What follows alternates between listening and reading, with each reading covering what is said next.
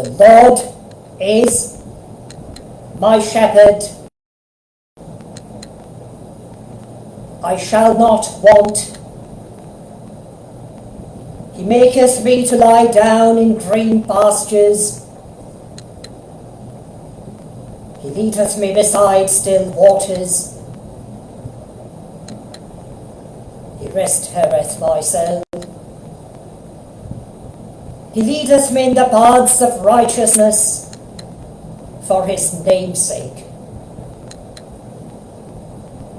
Yea, though I walk through the valley of the shadow of death, I will fear no evil.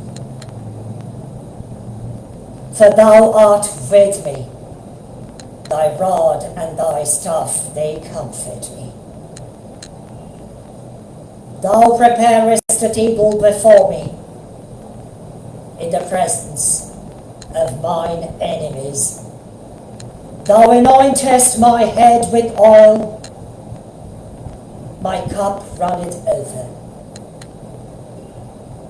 Surely goodness and mercy shall follow me all the days of my life, and I shall dwell in the house of the Lord forever.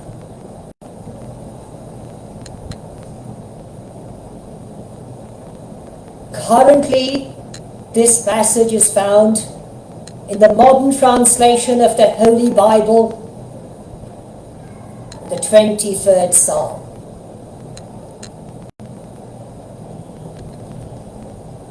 It is assumed that this particular psalm was uttered by Daud or David, who later became the king of Israel, when Saul was killed in a battle fighting his enemies. But David, or Daud most probably, wrote this psalm when he was persecuted and even persuaded by King Saul, or Shaul perhaps in Hebrew, and was fleeing for his life and was staying in the wilderness.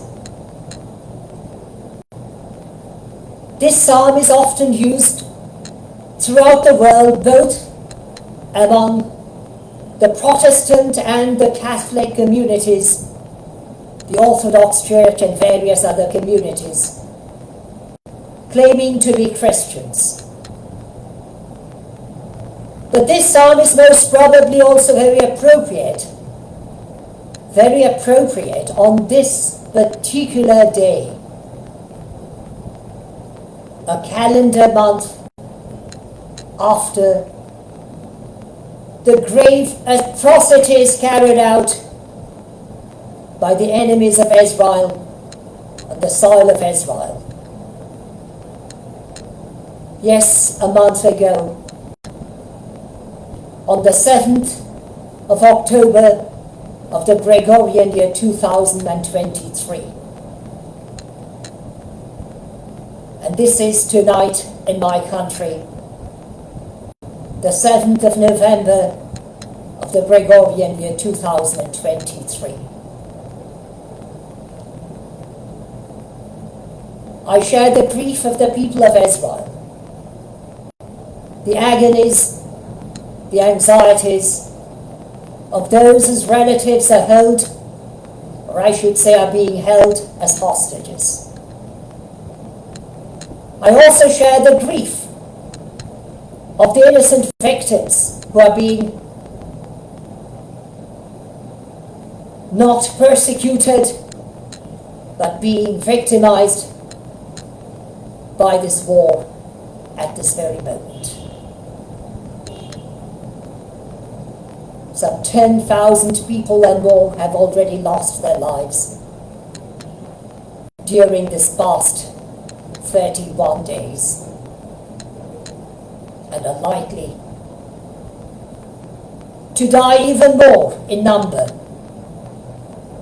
as the current war continues in the Middle East.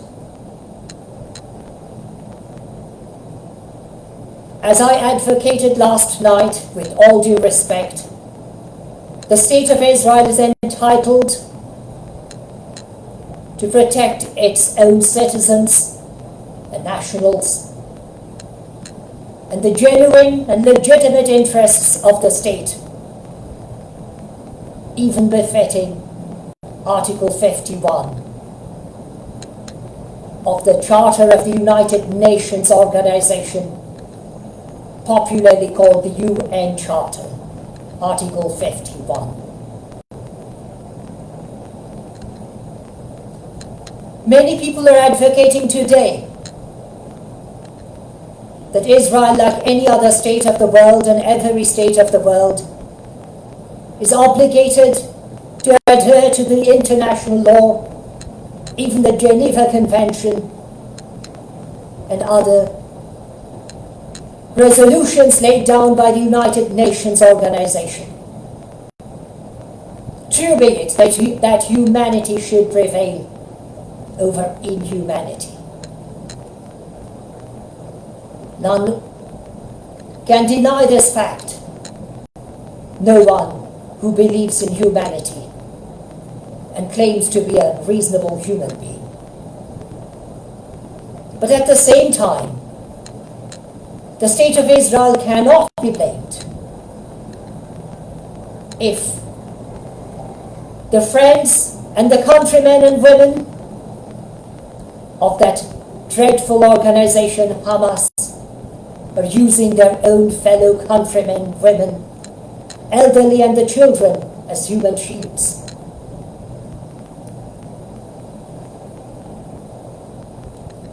We see how dreadful the situation has been. This occurred a month ago. This occurred in 2006. This occurred in the early occasions, if I'm not wrong, long before my birth, even in the year 1948. And this is likely to occur time and time again if the world still remains passive. Many respected leaders of the world are advocating that if Israel were divided into two states, there would be peace. I most respectfully disagree with them. This is not merely my genuine conviction. It is a fact which cannot be denied, even by the world leaders. When in 1947, India was divided into two states, India and Pakistan, people thought there would be peaceful solutions. Their ideas failed. We two states are confronted today with numerous numbers of military forces, weapons of mass destruction, even nuclear weapons. People thought if North and South Korea were divided, there would be peace. Their ideas failed. Those two states are today confronting each other under the threat of nuclear war. When former Soviet Union collapsed and the countries behind the former Iron Curtain were divided into different states, people thought there would be peace, and their ideas failed again. African states, which thought that there would be peace if they were separated, are suffering similar consequences. I venture to add, with all due fear and respect, that such solution is not going to work out, even in the case of the Middle Eastern countries, namely the state of Israel, if divided into two states. On the contrary, the enemies of Israel will probably encourage the divided Arabic-speaking state, to develop weapons of mass destruction,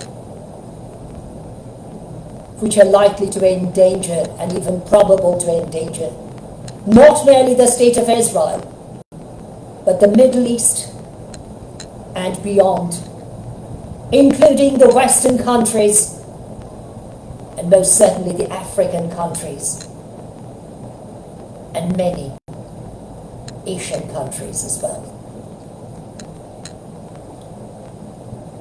I personally remain convinced, even on this particular day, when we remember the victims of 7th of October of the current year 2023, that far greater and peaceful solution can be achieved if, but only if, the State of Israel, perhaps changing its name into the Union of Israel, or even the Land of Israel, promulgated a constitution ensuring that both the communities, the Jewish Israeli as well as the Arabic Israeli communities, are treated equally, showing respect towards each other, recognizing each other as their fellow countrymen and women.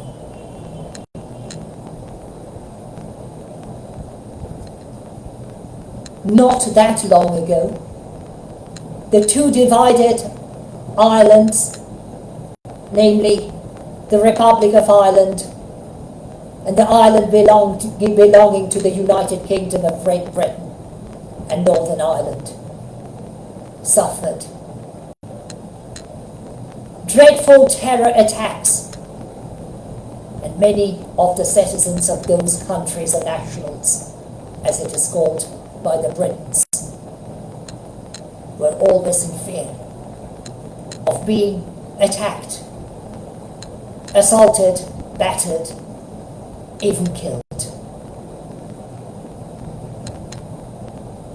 The time has come for the world to recognize this fact, that a union can achieve much more and better, provided that union recognizes its citizens without discriminating them.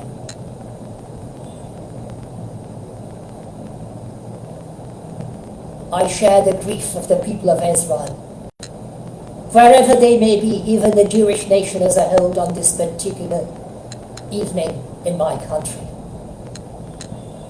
As a token of my sharing such grief, such sorrows, I myself am wearing black today. But I also maintain, with all due respect and integrity, that a two-state solution is likely to endanger the peace of the Middle East and beyond, whereas a union with a properly formed and promulgated constitution is likely to secure peace for the Middle East, for the neighboring countries, for the Western countries, African countries, Asian countries, and the world as a whole, even the world communities. I thank all of you in anticipation for your kind understanding. And I say again, Shalom Israel. Shalom Aleichem. Peace be upon you. And Lehi Tov. See you again.